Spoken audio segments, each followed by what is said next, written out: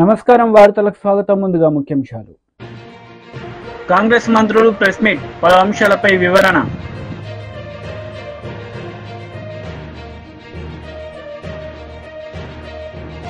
BRS నేతలు press meet, పలు అంశాలపై వివరణ.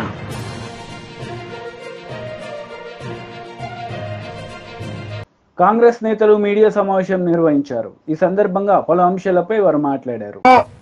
4 గోడల మధ్య గత ప్రభుత్వ త్వరలో తీసుకున్న నిర్ణయాలను కాదని ప్రజల మధ్యలోకి కొత్త రెవెన్యూ చట్టాన్ని 2వ తారీఖు సాయంత్రం ప్రజల ముందుకు పెట్టాం. 23వ తారీఖు వరకు పబ్లిక్ డొమైన్ లో ఉంచాం. ఏదైతే సూచనలు సలహాలు మేధావులు ఇస్తారో, అనుభవజ్ఞులు ఇస్తారో, సామాన్యులు ఇస్తారో, ఆ ఇచ్చిన సూచనలన్నింటినీ రెవెన్యూ చట్టంలో సరైన ఉంటే సేకరించడానికి ఈ ప్రభుత్వం చిత్తశుద్ధితో ఉంది. చివరికి ఆనాటి మేధావి 80,000 పుస్తకాలు చదివిన ఇచ్చిన సూచనలు కూడా మంచివైతే ఈ చట్టంలో తీసుకోవడానికి ఈనాటి ప్రభుత్వానికి ఏ రకమైన భేషయాలు లేవు అని కూడా తెలియజేస్తున్నాం. అంతేకాదు, 4 సంవత్సరాల క్రితం ఎల్ఆర్ఎస్ కార్యక్రమాన్ని ఆనాటి ప్రభుత్వం చేపట్టింది. ఈ ఎల్ఆర్ఎస్ కార్యక్రమాన్ని ఇందిరమ్మ రాజ్యం వచ్చిన తర్వాత సామాన్య ప్రజలు ఏదైతే ఇబ్బందులు పడుతున్నారో ఆ ఇబ్బందులు పడవద్దని గౌరవ ముఖ్యమంత్రి రేవంత్ రెడ్డి గారి నాయకత్వంలోని ఈ ప్రభుత్వం, భట్టి గారు, కేబినెట్ మంత్రులమైన మేమందరం కలిసి నిర్ణయం తీసుకున్నాం. రాబోయే కొద్ది రోజుల్లోనే, ఈ 2 నెలలలోపే ఆ ఎల్ఆర్ఎస్ కార్యక్రమాలను కూడా యుగట ప్రజల మనసులో ఉంది. రేషన్ కార్డులు, దానికి మంత్రి అన్నే సబ్ కమిటీ వేశాం. ఆ సబ్ కమిటీలో చైర్మన్ గా అన్నే ఉన్నారు. వారి నాయకత్వంలోనే నిన్న 2 మంత్రులు కూర్చున్నాం. రేషన్ కార్డు, కొత్త రేషన్ కార్డుతో పాటు ఆరోగ్యశ్రీ కార్డును కూడా సపరేట్ గా ఈ ప్రభుత్వం ఇవ్వాలన్నది నిర్ణయం తీసుకున్నది. దాని విధి విధానాలని క్షుణ్ణంగా నిన్న మొదటి మీటింగ్ అయింది. గౌరవ ఉత్తమ కుమార్ రెడ్డి గారి నాయకత్వంలో వాటి విధి విధానాలను కూడా అతి కొద్ది రోజుల్లోనే ఈ ప్రభుత్వం మీ ముందు ఉంచుద్ది. ఇక ఇందిరమ్మ ఇళ్లు విషయానికి వచ్చాం. అన్న మాట ప్రకారం మొదటి విడతగా 4.5 లక్షల ఇళ్లు ఇస్తామని చెప్పాం.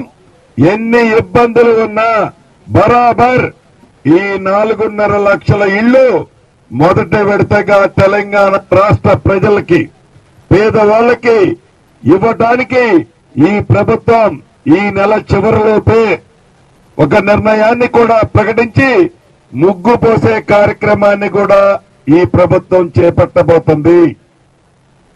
చివరగా మీకు చెప్పుకున్నది ఒక్కటే, ఈ ప్రాజెక్టు విషయాలు తెలిసివచ్చు. అయినా కొన్ని ముఖ్యమైన విషయాలు కూడా నేను డిపార్ట్మెంట్ ఇచ్చిన నోట్ కూడా మేము ముందు పెడతాను. సీతారామ ప్రాజెక్టు ప్రధాన కాలువ 104.40 కిలోమీటర్ల వరకు 1 నుంచి 8 ప్యాకేజీలలో పనులు పూర్తయ్యాయి. ప్రధాన కాలువ 9.85 కిలోమీటర్ల వద్ద మారేళ్లపాడు ఎత్తిపోతుల ద్వారా పినపాక నియోజకవర్గం నందు 15,795 ఎకరాల ఆయకట్టుకి సాగునీరు అందుతుంది. దీని యందు కాలువల నిర్మాణం కొరకు 252 ఎకరాల భూసేకరణ కలుపుకొని మొత్తం అంచనా విలువ 115.71 కోట్లు. ఈ పనులు వేగవంతంగా చేపడుతున్నాము. ప్రధాన కాలువ 74 కిలోమీటర్ల వరకు ఆయకట్టు ప్యాకేజ్ 1 కింద 38,000 ఎకరాలకు నీటి సౌకర్యం కొరకు 663.49 కోట్లతో, భూసేకరణ కొరకేమో 165.8 కోట్లు, పనుల కోసం 497.69 కోట్లు పనులు చేపట్టడం జరుగుతుంది. దీని యందు కాలువల నిర్మాణం కొరకు 1,658 ఎకరాల భూసేకరణ అవసరం ఉంది.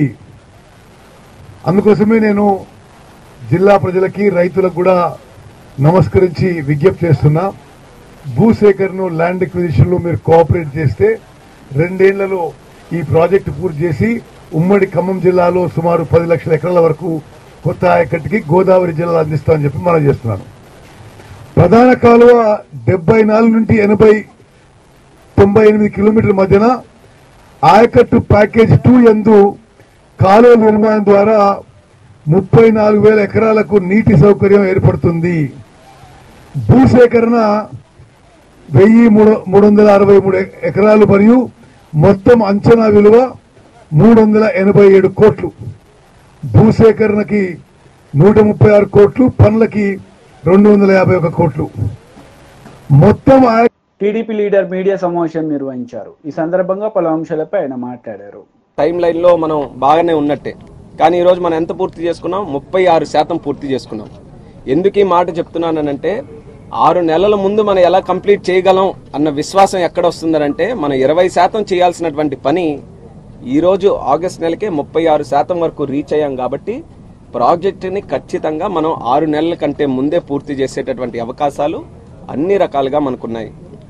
ప్రాజెక్టుకి సంబంధించి ఎర్త్ వర్క్స్ ఏవైతే ఉన్నాయో 97.3% గత నెలలో కంప్లీట్ అయితే ఈ నెల 2,52,000 క్యూబిక్ మీటర్ల తాలూకా వర్క్ జరిగిన తర్వాత 98%కి మూవ్ అయ్యాం. రన్వే తాలూకా వర్క్, ఏ ఎయిర్పోర్ట్కైనా రన్వే చాలా ముఖ్యమైనటువంటిది.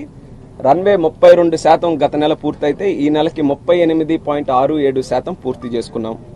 టాక్సీవే రన్వే పక్కన ఉన్నటువంటి ఇంకో రన్వే 16.7% క్రిందటి నెల అయితే ఈ నెలకి 20.78% ఈ నెలకు పూర్తి చేసుకున్నాం.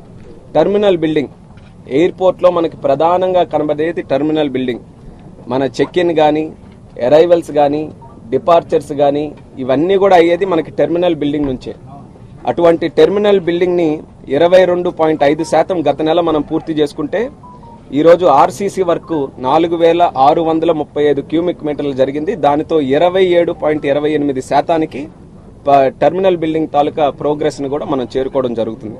అలాగే మీరు అందరూ కూడా చూసుంటారు, ఒక పెద్ద టవర్ కనబడుతుంది, ఎయిర్ ట్రాఫిక్ కంట్రోల్ ఏటీసీ తాలూకా టవర్ ఏదైతే ఉందో అది కూడా గత నెల 25.58% జరిగితే ఇప్పటికి 30.69%, ఇంకో 12 మీటర్ల హైట్ కూడా దాని తాలూకు కన్స్ట్రక్షన్ జరిగింది. పూర్తి శాతం దాన్ని ఎంతవరకు హైట్ చేరుకోవాలి అదంతా కూడా జరిగింది. దాంతో పాటు 30.69% ఏటీసీ తాలూకా పనులు కూడా ఈరోజు పూర్తి చేసుకున్నాం. ఇది కాకుండా అదనంగా చుట్టుపక్కల కొన్ని బిల్డింగ్స్ ఉన్నాయి, సబ్ స్టేషన్స్ కానీ, వాటర్ ట్రీట్మెంట్ ప్లాంట్ కానీ, లేకపోతే మిగిలిన అదనంగా ఎయిర్పోర్ట్కి సంబంధించినటువంటి ఏవైతే ఇతరత్ర బిల్డింగ్స్ ఉన్నాయో అవి కూడా సుమారు 12%, 6% నుంచి 12% గత నెలలో ప్రోగ్రెస్ ఈరోజు చేసుకోవడం జరుగుతుంది. అంటే ఏ వర్క్ మనం తీసుకున్నా, ఏ శాఖ మనం తీసుకున్న ఎయిర్పోర్ట్ తాలూకుది అన్నీ కూడా మనం అనుకున్నటువంటి టైం కంటే ఎక్కువ స్పీడ్ మీదే ఈరోజు జిఎంఆర్ కానీ, ఎల్ఎన్టీ సంస్థ కానీ మన లక్ష్యానికి అనుగుణంగా వాళ్ళు కూడా పనిచేస్తూ ఈరోజు ముందుకు నడిపించడం జరుగుతుంది. సో వాళ్ళకు కూడా అభినందిస్తున్నాను, ఎందుకంటే చాలా సాటిస్ఫాక్టరీగా ఈరోజు కార్యక్రమాలన్నీ కూడా చేశారు. కాబట్టి ఇక్కడ పనిచేసినటువంటి వారందరికీ కూడా హృదయపూర్వకంగా అభినందనలు కూడా నేను తెలియజేస్తున్నాను. ఇంకో ఛాలెంజ్ ఏంటంటే ఈ నెల ముఖ్యంగా జూన్, జూలై, ఆగస్టు నెలలో మనకి మాన్సూన్ కూడా వస్తుంది. ఈ లాస్ట్ 1 మంత్ లో జూలై 11 నుంచి ఆగస్టు 11 వరకు మనకి అట్లీస్ట్ ఒక వారం రోజులు ఎక్సెసివ్ రెయిన్ కూడా ఉండింది. ఎక్సెసివ్ రెయిన్ లో అసలు ఏ పని కూడా మనం చేయలేం. కానీ అలాంటప్పుడు కూడా క్రియేటివ్ గా ఆలోచించుకొని ఆ ఎక్సెసివ్ రెయిన్ ఉన్నటువంటి టైంలో బయట వర్క్స్ అన్ని కూడా ఆపి టెర్మినల్ బిల్డింగ్ లో ఇంటర్నల్ గా ఏవైతే వర్క్స్ చేయగలమో దాని మీద దృష్టి పెట్టి ప్రోగ్రెస్ అక్కడ కూడా నడిపించారు. అంటే లక్ష్యం ఎక్కడ కూడా మిస్ అవ్వకూడదు అన్నటువంటి ఆలోచన ఈరోజు చంద్రబాబు నాయుడు గారు ఆ రోజు రావడం, అందరితో చర్చించడం, అందరికీ కూడా మోటివేట్ చేయడం, ఉత్తరాంధ్ర ప్రాంతం ఈ యొక్క ప్రభుత్వానికి ఎంత ఇంపార్టెంటో ఆ రోజు చెప్పారు. అది మా అందరికీ కూడా, అంటే ఆయన 78 నుంచి రాజకీయాల్లో ఉన్నారు. మేము ఈరోజు 3వ సారి నేను కూడా ఎంపీగా పోటీ చేసి శ్రీకాకుళం నుంచి గెలవడం జరుగుతుంది. మా ఇన్ని సంవత్సరాల రాజకీయంలో ఉత్తరాంధ్ర ప్రాంతం నుంచి ఎన్డీఏ ప్రభుత్వానికి అలాగే తెలుగుదేశం పార్టీకి ఇంత పెద్ద ఎత్తున గెలుపు మేము ఎప్పుడు కూడా చూడలేదు. అంత విశ్వాసంగా ఈ ఉత్తరాంధ్ర ప్రాంతం ఒక నమ్మకం పెట్టుకొని మాకు గెలిపించిన తర్వాత అదే రకంగా మేము కూడా పనులు చేసి ఉత్తరాంధ్రని ముందుండి నిలబెట్టాలని చెప్పి చంద్రబాబు నాయుడు గారు స్పష్టంగా తెలియజేయడం జరిగింది. బీఆర్ఎస్ లీడర్ మీడియా సమావేశం నిర్వహించారు. ఈ సందర్భంగా పలు అంశాలపై ఆయన మాట్లాడారు. పీరియడ్లోనే 6 లక్షల ఉద్యోగాలు వచ్చినాయి. వీరి ప్రభుత్వం మీరు రాగానే తగ్గిపోయింది. ఒకటే సంవత్సరం 1,20,000 ఉద్యోగాలు మేము ఉన్నప్పుడు వస్తే వీళ్ళు వచ్చిన తర్వాత 40,000కి పడిపోయింది. వీరి ఘనకార్యం ఇదంతా. కాబట్టి ఈరోజు కాంగ్రెస్ హయాంలో అన్నీ కూడా దిగజారిపోతా ఉన్నాయి, రోజు పడిపోతా ఉన్నాయి. మరి నిన్ననే స్టేట్మెంట్ చూసినాం. అమరరాజా వాళ్ళు నేను సోషల్ మీడియాలో స్టేట్మెంట్ పేపర్లో కూడా చూసిన. మేము ఇక్కడ నుంచి మాకు తగిన ప్రోత్సాహాలు అందకపోతే ఇక్కడ నుంచి తరలిపోతాం, ఇక్కడ నుంచి వెళ్ళిపోతామని చెప్పి ఓపెన్ స్టేట్మెంట్ ఇచ్చినారు. మీరు అమెరికా పోయి కొత్త పెట్టుబడులు ఏమో కానీ ఉన్న పెట్టుబడులు పోకుండా చూసుకోవాల్సిన బాధ్యత ప్రభుత్వం పైన ఉన్నది. దీన్ని ప్రశ్నించడానికి బీజేపీ నాయకులకు సమయం ఉండదు, మాటలకు రాదు. ప్రజల శ్రేష్ఠ అవసరం మీద వరకు హైదరాబాద్ నగరం అభివృద్ధి చెందొద్దు, తెలంగాణ రాష్ట్రం ముందుకు పోవద్దు, వీళ్ళు ఇట్లే ఉండాలనే ఆలోచన అంటే భావదారిద్ర్యంతో ఉన్నటువంటి నాయకులు ఈ బీజేపీ నాయకులు రాష్ట్రంలో. ఈరోజు 10 నెలల కాంగ్రెస్ పాలనలో మరి ఎన్నో ఇలాంటి అనేక సమస్యలు, ప్రజా సమస్యల పట్ల అనేక రకమైన పోరాటాలు ప్రతి దగ్గర జరుగుతూ ఉన్నాయి.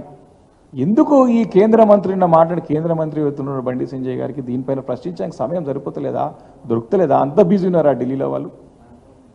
నిన్న మహబూబ్ నగర్లో కొడంగల్ నుంచి వచ్చి మా భూములు లాక్కుంటా ఉన్నారు, మమ్మల్ని ఇబ్బంది పెడతా ఉన్నారు, హైదరాబాద్ నగరానికి వచ్చి మాత్రం మొరబెట్టుకుంటా ఉన్నారు. ఈరోజు ఎక్కడ పోయినరు వీళ్ళు? మా ప్రభుత్వ హయాంలో ఏ చిన్న సమస్య వచ్చినా సరే ఎగిరెగిరి పడి మీద పడి కొట్లాడినటువంటి నాయకులు ఈరోజు ఎందుకు మాట్లాడతలేరు, ఎందుకు మూగపోయినారని ప్రశ్నిస్తూ ఉన్నాం. ఈరోజు ఎంత బాధాకరమైన విషయం అంటే ఈరోజు ఇక్కడ ఉన్నటువంటి ఇప్పుడు సహాయ మంత్రి గారు, కేంద్ర హోంశాఖ సహాయ మంత్రి గారు ముఖ్యమంత్రి గారికి సహాయ మంత్రిగా మారిపోయినారు. ఆయన కేంద్ర హోంశాఖ సహాయ మంత్రి కాదు, ముఖ్యమంత్రి రేవంత్ రెడ్డి గారికి సహాయ మంత్రిగా మారిపోయినాడు. కోవర్ట్గా పనిచేస్తున్నట్టు స్పష్టంగా అర్థమవుతోంది రేవంత్ రెడ్డి గారికి. ఎంత ఘోరమైనటువంటి పరిస్థితి అంటే రేవంత్ రెడ్డి గారు ముఖ్యమంత్రి హోదాలో అమెరికాలో పోయిన తర్వాత వారి తమ్ముడితో ఉన్నటువంటి కంపెనీతోని డైరెక్ట్గా అగ్రిమెంట్ చేసుకుంటా ఉంటే ఒక హోదాలో ఉన్నటువంటి బండి సంజయ్ గారు, అది కూడా కేంద్ర హోంశాఖ సహాయ మంత్రిగా ఉన్నటువంటి వీరు దాన్ని సమర్థిస్తారు. అసలు రాజ్యాంగం గురించి వీరికి ఏమైనా ఐడియా ఉందా? It clearly comes under office of profit. చాలా స్పష్టంగా ఆఫీస్ ఆఫ్ ప్రాఫిట్ కిందకు వస్తుంది. దీనిపైన కేంద్ర సహాయ మంత్రిగా ఉన్నటువంటి బండి సంజయ్ గారు మాట్లాడిన మాటలని డైరెక్ట్గా మేము ప్రధానమంత్రి గారికి, కేంద్ర హోంశాఖ మంత్రికి లెటర్ రాయబోతా ఉన్నాం, లెటర్ రాస్తాం. దీన్ని సమర్థిస్తారా కేంద్ర ప్రభుత్వం? దీన్ని ప్రోత్సహిస్తారా? ఆఫీస్ ఆఫ్ ప్రాఫిట్ ని సమర్థిస్తారా? మీ కేంద్ర మంత్రి హోదాలో ఉన్నటువంటి వీరు మాట్లాడుతూ ఉన్నారు. దీన్ని ప్రభుత్వం ఒప్పుకుంటారని చెప్పి ప్రశ్నిస్తాను. తప్పకుండా దీనిపైన సమాధానం కావాలి బీఆర్ఎస్ పార్టీకి, తెలంగాణ ప్రజలకి. చాలా స్పష్టంగా ఆఫీస్ ఆఫ్ ప్రాఫిట్ కిందకి వస్తుంది. మనం తీసుకునేటప్పుడు చెప్తాం రాగ ద్వేషాలకు మనం విరుద్ధంగా పనిచేయమని చెప్పేసి. ఈరోజు చాలా స్పష్టంగా it clearly comes under office of profit. ఎన్నో ఇటువంటివైనా అట్లా అగ్రిమెంట్ అయిన సందర్భంలో అనేక సందర్భాలు కేసులు అయినాయి. దీన్ని సమర్థిస్తారు. అది కూడా ఒక హోదాలో ఉన్నటువంటి వ్యక్తి. దీనిపైన తప్పకుండా స్పష్టంగా మేము సమాధానం రాబట్టడానికి మేము సిద్ధంగా ఉన్నాం. దీనిపైన క్లారిటీ కావాలి. వారు హోదా నుండి ప్రభుత్వం నుంచి మాట్లాడారు కాబట్టి కేంద్ర ప్రభుత్వం దీన్ని సమర్థిస్తుందా, కేంద్ర ప్రభుత్వం దీన్ని ప్రోత్సహిస్తుందా, ఏమైనా రాజ్యాంగంలో మార్పులు చేయబోతుందా, చేసుకోవచ్చా, వ్యాపారాలు చేసుకోవచ్చా? ఇంత సిల్లీ, ఎంత చిన్న, ఎంత చాలా క్లారిటీ ఉన్న అంశం ఇది. తప్పుని సమర్థించడం. అందుకే వీరు సహాయం ముఖ్యమంత్రి గారికి కాంగ్రెస్ పార్టీ నాయకులంటే మాట్లాడారంటే తెలుగు మాట్లాడడం అనుకుని, ఈయన కేంద్ర మంత్రి హోదాల నుండి మాట్లాడడం అనేది మాత్రం ఈరోజు రాజ్యాంగ విరుద్ధం. వారి పదవికి వారు మోసం చేస్తున్నట్టు, వారి పదవికి వారు దిగజారినట్టు. కాబట్టి దీన్ని చాలా తీవ్రంగా మేము పరిగణిస్తున్న సంగతిని సందర్భంగా మనవి చేస్తా ఉన్నాను. ఈరోజు అంతా బీజేపీ లీడర్ మీడియా సమావేశం నిర్వహించారు. ఈ సందర్భంగా పలు అంశాలపై ఆయన మాట్లాడారు. ఆమె నిండు చూలాలు, నిండు గర్భిణి. అక్కడి నుంచి గవర్నమెంట్ ఆసుపత్రికి, ప్రాథమిక ఆరోగ్య కేంద్రాన్ని చేరుకోవడానికి 2 గంటలు నడవాల్సి వచ్చింది. ఎందుకు నడవాల్సి వచ్చిందంటే రహదారి సౌకర్యం లేక. 108 వాహనం, అంబులెన్స్ వాహనం వాగు వరకే వస్తుందనంటే వాగు దాటాలంటే 2 కిలోమీటర్లు నడవాలి. ఆ నడిచే క్రమంలో ప్రసవం, ఆసుపత్రిలో జరగాల్సిన ప్రసవం ఆ వాగొడ్డుకు ఆ ఇసుకలోనే జరిగింది. పర్యవసానంగా ఆ పుట్టిన శిశువు మృతి చెందడం జరిగింది. అప్పుడు ఆ గిరిజన మహిళను తీసుకువెళ్ళి మన మంచిర్యాల అక్కడి నుంచి 100 కిలోమీటర్ల దూరంలోని మంచిర్యాలలోని హాస్పిటల్లో అడ్మిట్ చేసి తర్వాత చికిత్స చేశారు. గిరిజనుల పరిస్థితి ఇట్లా ఉంటే వీళ్ళు వేడుకలు పండుగలు పబ్బాలు చేసుకొని సంకలు గుద్దుకోగానే సరిపోదు అనే విషయాన్ని మనం ఇంకా గుర్తించాల్సిన అవసరం ఉన్నది. కాంగ్రెస్ ఎప్పుడు చెప్తుంది దళితుల ఆదివాసుల పార్టీ మాది అని. ఇవాళ ఏమైంది? ప్రపంచ ఆదివాసీ దినోత్సవం రోజు ఒక ఆదివాసీ మహిళ ప్రసవ వేదన పడుతూ 2 కిలోమీటర్లు నడవాల్సిన పరిస్థితి ఎందుకు వచ్చింది? ఆ శిశువు ఎందుకు మరణించాల్సి వచ్చిందనేది ఒకసారి ప్రశ్నించుకోవాల్సిన అవసరం ఉన్నది. ఇది ప్రభుత్వాన్ని నేను అడుగుతున్న సూటి ప్రశ్న. ప్రపంచ ఆదివాసీ దినోత్సవం యొక్క వాస్తవాలు ఈ విధంగా ఉన్నాయని తెలియపే ప్రయత్నమే ఇది అనే విషయం మీకు తెలియజేస్తున్నా. పురిటి నొప్పులతోటి 2 కిలోమీటర్లు నడిచింది ఆ నిండు గర్భిణి. కడుపులో కవలలతో గర్భిణి నరకయాత్ర, వాగు దాటి 108 ఎక్కే లోపే ప్రసవం, మార్గ మధ్యంలోనే మృతి చెందిన శిశువు. ఆసిఫాబాద్ జిల్లాలో ఓ గిరిజన తల్లి వేదన, పురిటి నొప్పులతో వాగు దాటుతున్న నిండు గర్భిణి. ఇది వాస్తవ పరిస్థితి. అది వెలుగులో మీ కాంగ్రెస్ నాయకుని వెలుగు పత్రికే ఇది. వాస్తవాలైతే మీరు అంగీకరించాల్సిందే, ఎవరో వేరే ఫేక్ డాక్యుమెంట్ అయితే కానే కాదు. ఇవాళ నిండు గర్భిణికి నరకయాత్రని అని ఈనాడు దారి లేక 1.5 కిలోమీటర్ నడిచిన, ఒక 1.5 కిలోమీటర్ నడిచిన నిండు చూలాలు, వాగు దాటగానే ఒడ్డున ప్రసవం, శిశువు మృతి. ఇది వాస్తవ పరిస్థితి. ఆసిఫాబాద్ జిల్లాలో ప్రసవ వేదన పడుతున్న గిరిజన మహిళల పరిస్థితి కడు దయనీయంగా ఉన్నది. ఆసుపత్రిలో మినిమం ఫెసిలిటీస్ లేవు, అటువైపు రోడ్డు సౌకర్యం లేక గర్భిణీ స్త్రీలు నడవాల్సిన పరిస్థితి.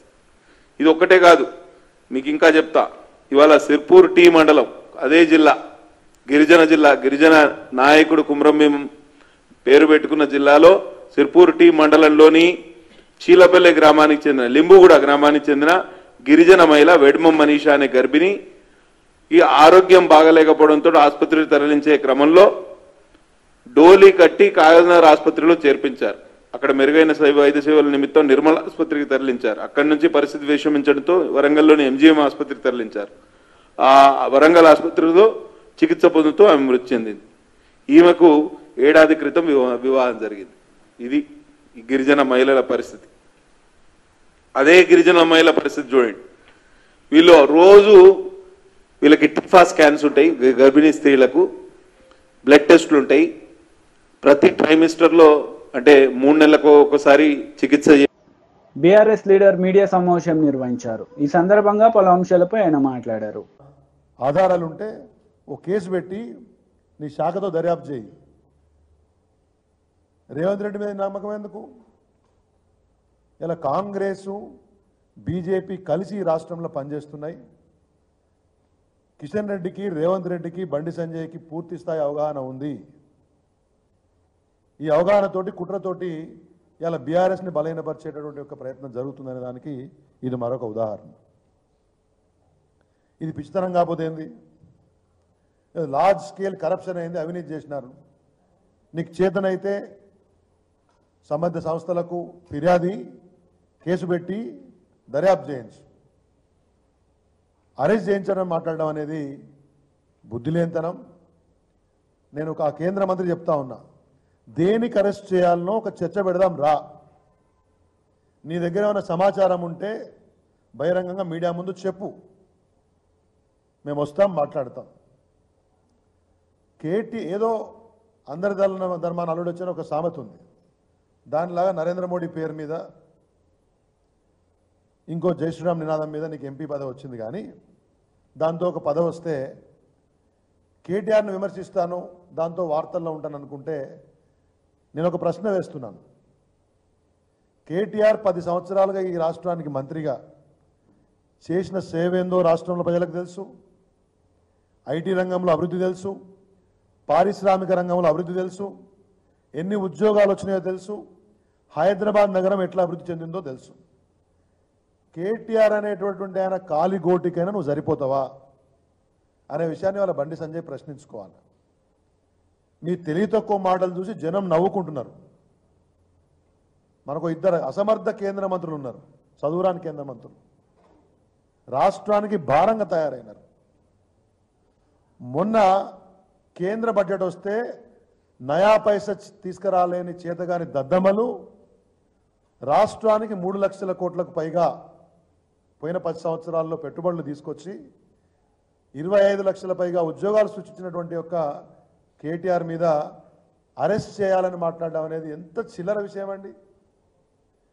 కరీంనగర్ ప్రాంతానికి ఎంపీగా ఉంటే కల్వర్టుకు నిధులను పట్టుకొచ్చినావా? కేటీఆర్ గురించి మాట్లాడే మినిమం అర్హత నీకుందా అనే విషయాన్ని బండి సంజయ్ ప్రశ్నించుకోవాలి. మొన్న బడ్జెట్ అప్పుడు మాట్లాడుతుంది ఇదే బండి సంజయ్. ఎంత అవగాహన రాహిత్యం అంటే ఈయనకు మంత్రి పదవి ఈయనకు వచ్చినందుకు కాదు, ఈయనకి ఇచ్చిన వాళ్ళు అనాలి.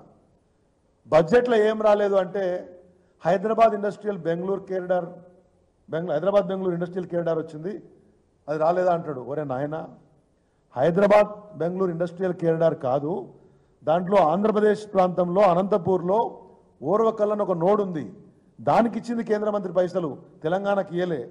అంటే ఇంత తెలివి తక్కువ చదువు. వార్తలు ముగించే ముందు ముఖ్యాంశాలు మరోసారి. కాంగ్రెస్ మంత్రులు ప్రెస్ మీట్, పలు అంశాలపై వివరణ.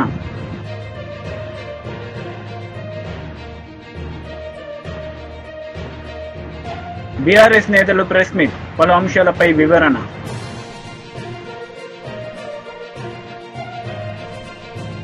ఈ వార్తలు ఇంతటితో సమాప్తం. తిరిగి ప్రసారమయ్యే వార్తల్లో మళ్ళీ కలుద్దాం. అంతవరకు సెలవు. నమస్తే.